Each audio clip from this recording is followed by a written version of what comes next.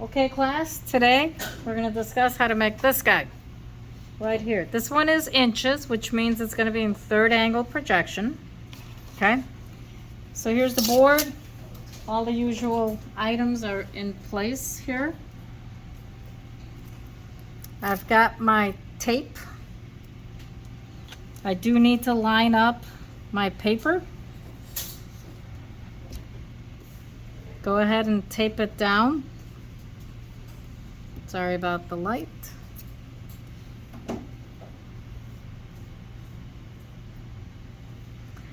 I'm particular about making sure this is taped down well.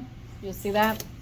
Because that can affect the quality of the work that gets done. All right, so there we go. Now, the same process as last time when it comes to figuring out how we're going to lay this out. This one is third angle. So a sample off the internet on that look is right here. Third angle projection. Front view, right side view, top view, left side, bottom and rear. This is a handout you have from class. So this item, if we look at its basic geometry, our front view is the missing view. What we're given is a top view. Let me put this in the right position for you so you can see it. You have the top view, which looks like a bunch of little boxes and lines. You have the missing front view, but look what I'm gonna do. What am I doing? I'm carrying my lines down. Do you see that? Remember how I taught you, carry your lines down and across. You can do this in sketching, not just in the real drawing. They gave us a right side view, so I'm gonna go ahead and draw kind of what I think the right side view looks like. I'm just copying it from here. If I take my little ruler just to help me out a little bit, my triangle is what I'm using. I can't draw straight lines, so I need a little help there. Got it? As you could tell. So this is just sketching the thought out. What am I making? But notice I'm going to use my top view information, carry it down. See that? Use my information from the right side view and carry it across.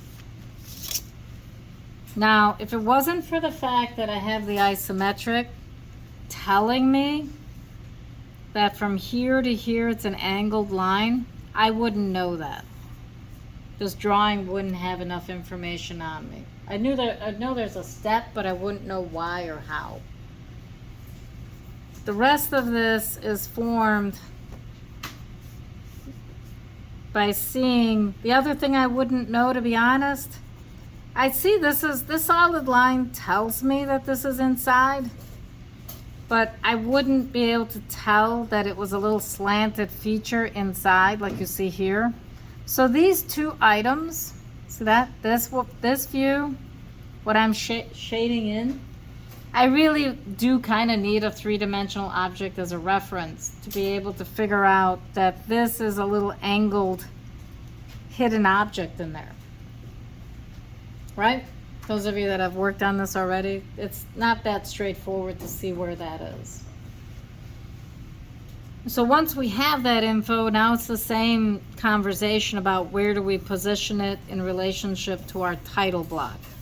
So I make a little bigger box around the whole thing. This distance is 2.75 from here to here. The distance from here to here is 1.75.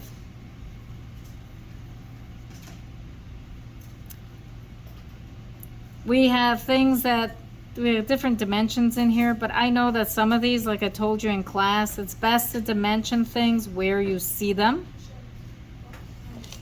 So the 1/2 inch position should actually be dimensioning here, where I can see this thickness. This 1/2 inch should be here. See that? So I'm basically referencing where I should drop my dimensions. This dimension for the 1 inch should be here, because I see the change here. Here is just a line, doesn't really tell me much. This side, outside of the 1.75, you've got this position which tells you where, you can say 0.50. If you choose to dimension to this edge, you can, or you can dimension it how the drawing has it, okay? And you dimension the 0.50 here.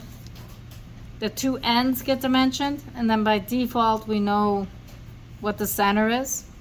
That's up to you. I don't try to give you too much on that. The way the drawing handed it to you says 1.75 with a 1/2 inch here and a 1/2 inch here. It's fine if you do it that way. If for some reason you have a preference to dimension it to this point and then to this point, that's okay too. Remembering what that means. It's being toleranced from this end, from one end, which is fine if the customer doesn't care if it's perfectly centered, the slot, or not. However, if the customer does care that this slot is centered, you are forced to dimension off the ends. Just be aware of that. So it's all based on whatever the customer wants. Just a heads up. Sometimes it doesn't matter, but your tolerances are based on where your dimensions are. So be aware of that reality. So we've got 2.75, 1.75. How much distance? We need this. How much distance? Per our dimensional standards chart. For our dimensional standards chart, we want to assign the gap here needs to be like 1/2 inch. And then let's give ourselves 1 inch. Let's give ourselves some breathing room, correct? For the drawing. We do need to put this dimension here, of course, so we know the slot information, but that's about all we need there. Over here, we can drop in the height. See how the 2 inches can be here. Doesn't have to be on that side. The 1 inch is here. See how we're spreading out the dimensions a little bit? That's fine. Clean up this a little bit. So we got this guy can be the one, well, yeah, we could even put the 1.75 up here if we didn't want too much clutter there. See what I mean? You can move it around. What you do need to do, you notice how I erased it before I put it somewhere else? Do not duplicate the dimensioning too much all over your drawing. So don't put 1.75 in multiple views. That's why you saw me erase it from here if I put it here. Remember those rules. Now with this information, I need 1/2 inch here, I need 1/2 inch here. This length is 2.75. This one is 1.75. So 2.75, 1.75. What's the total distance? 1/2 inch, 1/2 inch. That, and plus 1, that's 2 inches right there. So 5 and 5, 7, 7, 15, 2 and 2. So we have 2, 4, 5, 6.5 inches at least, but we're at 7.5, so we have plenty of room, right? So we can give ourselves maybe, after this dimension, give ourselves an inch on this end. After this dimension, give ourselves another inch. So that kind of gives us a little latitude. Now, if I say we're going to put the last dimension an inch away from the edge, where does this corner have to be? The corner of the actual part. 1 plus the 1/2 inch. So it's technically 1.5 inches from the edge. The same expectation on the other side. 1.5 inches, that gives us enough room for the 1/2 inch dimension as well as the 1 inch gap. Okay, so we're gonna put our views in 1.5 inches. That'll give us enough space on the left and right side to put whatever dimensions we want. Up and down, the next dimension we're after, 1.75 is the height. Remember the size of the paper from the last video? We have, the space we have to work with is 10.5 inches by 7.5 inches. Remember that, if I remember correctly. So 1.75 plus 2 inches plus these dimensions. First dimension is 1/2 inch away. The second dimension is 3/8 away. And then we want to give ourselves a 1 inch gap in between. So back to more math. 1.75 plus 1. For round numbers, I'll just bulk this. Instead of getting into the 7/8 of an inch, I'm just going to say give it another inch. We're not going to quibble. So I'll say 2 inches between the parts. And then we've got the height of 2 inches, and then give ourselves a 1 inch gap at the bottom. So 2 plus 2 is 4, 5, 6.75. We're good. Again, we're good on space. So at the top and bottom, we can give ourselves 1 inch at the top. I'm sorry, at the bottom. At the top, we want to account for the 1/2 inch for the dimension, and then 1 inch. So the top gap will be 1.5 inches, which this should work out fine with a little bit of flexibility. So our top gap becomes 1.5 inch. So when we look at our drawing, we measure from the top. We'll move the paper down a bit. 1.5 inches. Okay, that's to where the part will be. And then we take our T-square, go across, done. Each end, 1.5 inches. That's what we talked about. 1.5 inches on this end, 1.5 inches from this end. So basically, we're identifying where our views will go. And then from the bottom, what do we say? 1 inch, correct? 1 inch from the bottom. Setting our views is important. It helps us with building everything to not have any issues. So there's our views. And this corner, I'll put in our 45 angle. Remember that? If we need it. But I don't think we need it for this drawing, because typically we need it to develop the top view or the right side view, and those two are the views they gave us. So if we start with the top view, just because it's there, it's 1.75. So that's just measuring this way down, 1.75.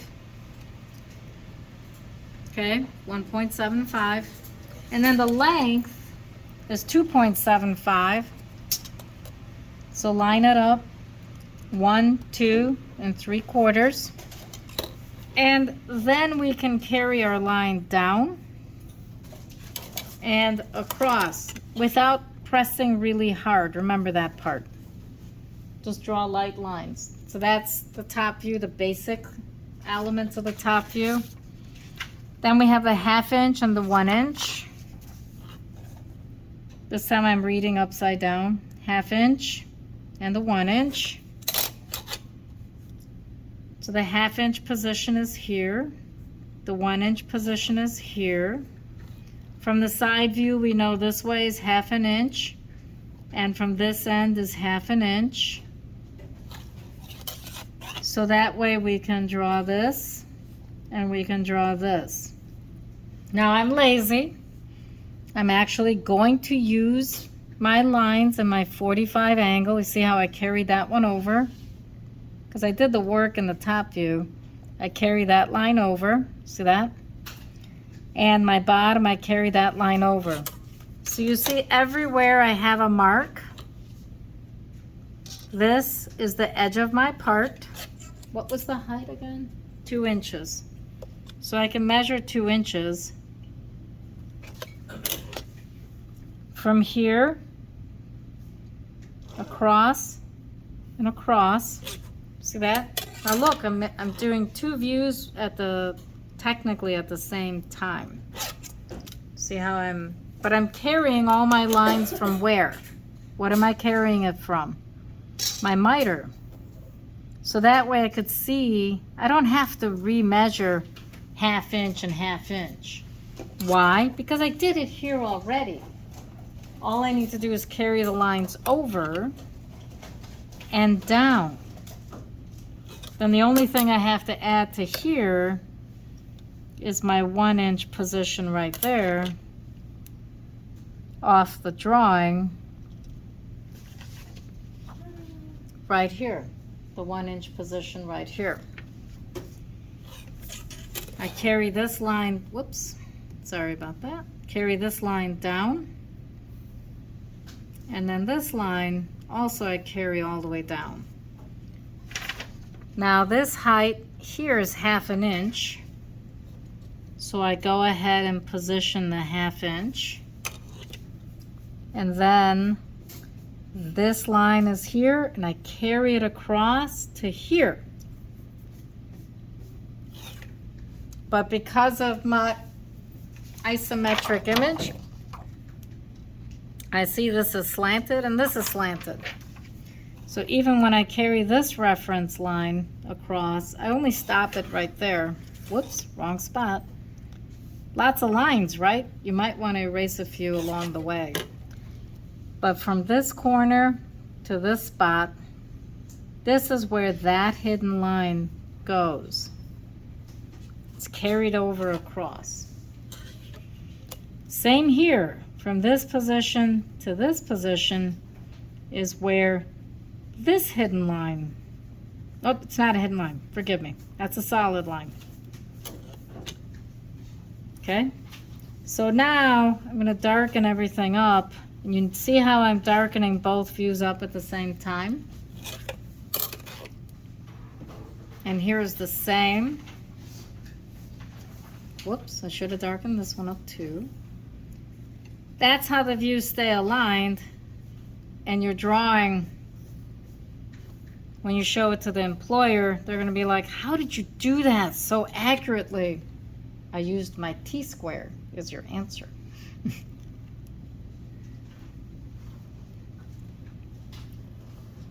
Because your T-square will keep everything aligned. You don't have to worry about it. And then don't forget about your, what's that thing called? The eraser shield. Remember that? Who remembers their eraser shield? Very useful, that little metal item.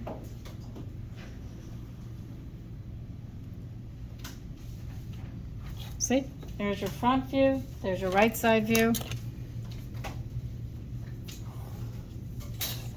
And then up here, you can start. Now notice how I did not put any dimensions down up front. Do you see that? Do not worry about dropping your dimensions in until you have your views. Then you can focus on that. And once you have these in, then your next step is to use your eraser shield. I can borrow one of yours. Can I borrow yours? Yep. Clean up your drawing using this nifty tool.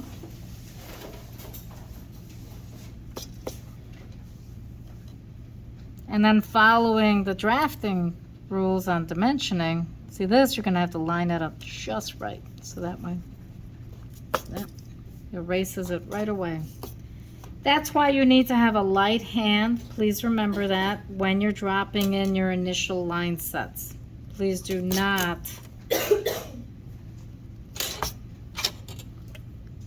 use a heavy hand in doing the basic layout and sketching.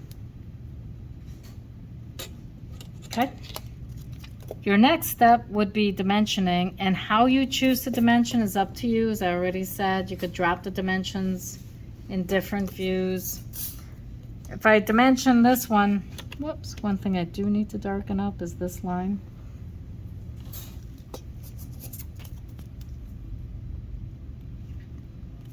So let's clean that off.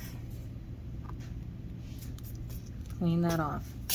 This guy, for example, how to dimension it efficiently if you're doing it by hand.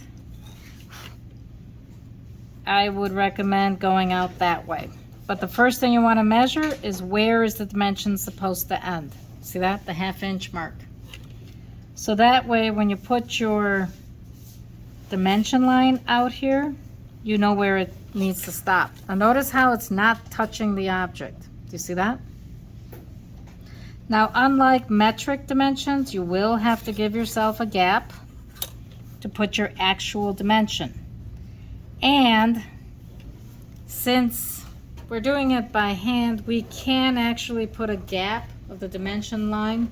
You know how you put a little dash? You skip this line, but honestly in CAD that doesn't happen. So that's why I don't put it. Make sure I just draw the line across. I don't worry about it going too far. Make sure to put thin arrows. Now remember that the little nifty gap I told you about? You can also use it, see that? For erasing away a little bit, see that? And then this one's 1 inch, you put your dimension right inside, okay?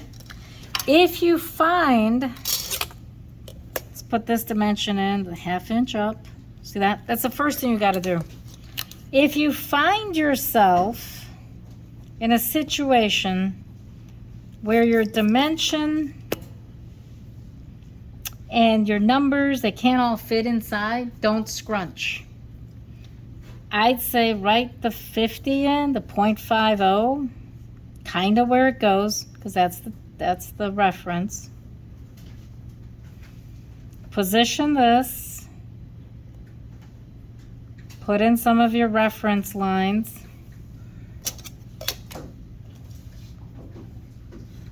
Drop in your vertical lines, not touching the part.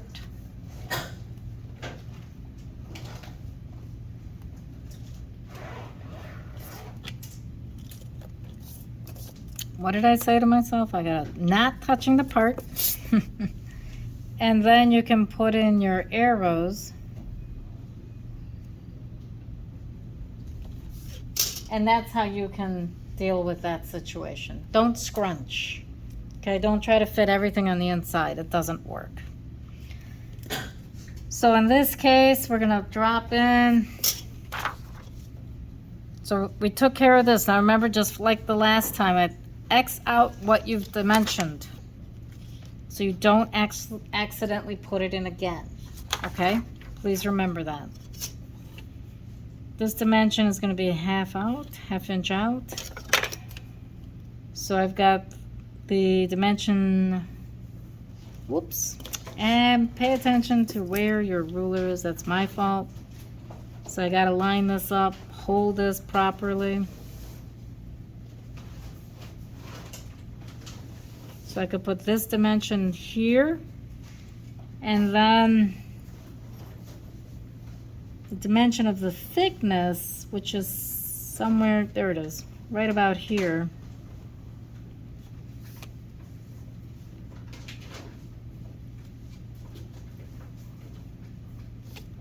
Now you'll notice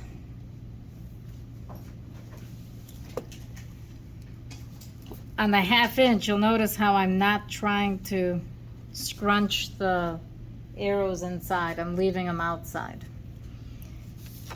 It gets too difficult for dimensions that are smaller than a 1/2 inch, or 1/2 inch and smaller is the way I'm going to phrase it.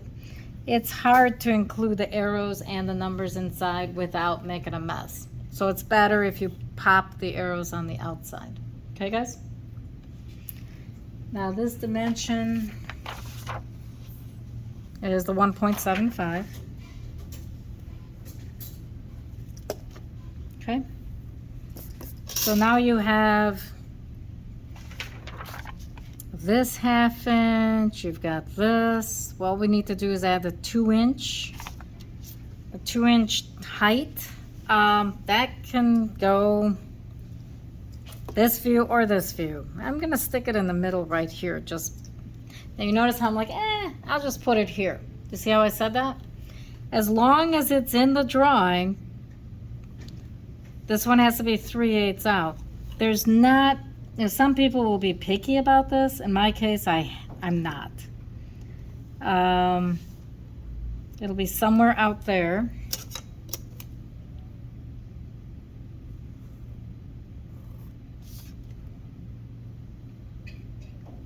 I'll send this out here. And that, the height of that was 2 inches. Now, if you can't write to an 1/8 inch height, roughly, what's the solution, guys? As you're learning, use your friend. Put that in there and you'll write about an 1/8 inch tall. Got it, guys? That's how you do it, until you get in the habit of writing about that height. Okay? So that's 2 inches. We've got almost, only thing left is these guys. So then that's over here. Same. Now here's the nice part. Oh, sorry about that again. I have the 1/2 inch position already identified here. So guess what? I'm just going to put it right there. Now we're going to have a little quandary because it's like, well, if I put in the 1/2 inch here, I'm going to have a problem with putting this dimension in because I made it too close to the other object. So, what's a good solution? There's 2 of them. There was a question you guys asked me with the first project. If this 1/2 inch is identical to this 1/2 inch and the 2 dimensions are the same, this is an example where I can say, usually I write backwards when I do this. The word is, and you write it on the side for yourself sometimes, 0.50 ty, whoops, let me make that y correctly, p, typ, period. That means typical. That's short language we use on drawings. So I start with a p, then I put the y, then I put the t, and then the 0, the 5, and the period. I wanted to do that in the video so you could see how that gets done. You literally have to write backwards or whichever way you're constrained, just as a word of reference. Because if you try to put the 0.50 in the middle, you run out of room for the TYP. But most of us can't think backwards with numbers, so I usually, or letters or anything. So I usually recommend write it down, and then all you're doing is copying what you see, but backwards. Cool? A little trick, just as an FYI. So now I don't have to worry about the fact that I don't have enough room. Now I can just focus on the 1 inch position. I do need to give myself a little gap there. So from here to here,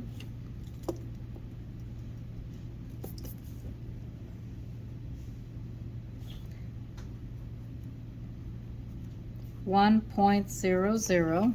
Try to make sure it looks like a 0 and not a 6. And there's that dimension there. This is the extension lines I'm putting in. Make sure that your extension lines do not touch the object. Okay, guys? Now, for the length, I can just put that up here. Let me darken up this line. Darken up this line. Now you'll notice I approach this from a pretty just estimated approach. Hand drawings in today's environment are usually done for the sake of getting an idea down. The real work, the very specific, must be perfect work, gets done on the CAD. Because might go into a shop environment, you need to be comfortable with doing this because you might not have a computer next to you. Okay? You might not have a choice. And the last dimension is the 2.75. Now notice how I gave myself a little too much room. So I go back and try to pull that in. So now the question is, do I have all the dimensions? So I look it over. I've got the 1/2 inch by using TYP. I have the 1 inch and I have the 2.75. The scale ends up being 1.1. So I can take this if I want to do it this way.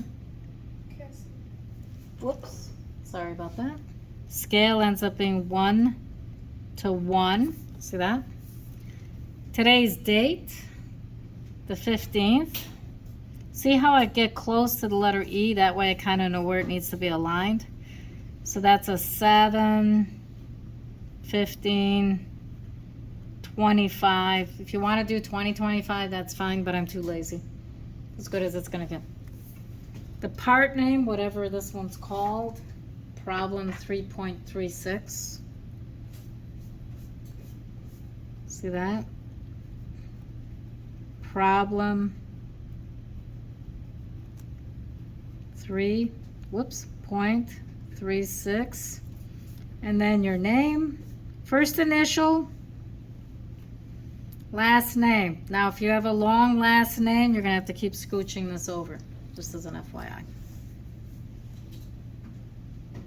In my case, I think I can get it to all fit inside. There you go. And then that completes your drawing. You just have to wipe off the little excess. This is third angle. Excellent. Thank you for reminding me. Third angle projection, which means it'll look like this if you were going to draw your little bullseye and your little picture for what it should look like. Thank you for reminding me. And this is drawing number 2. And that will end this video.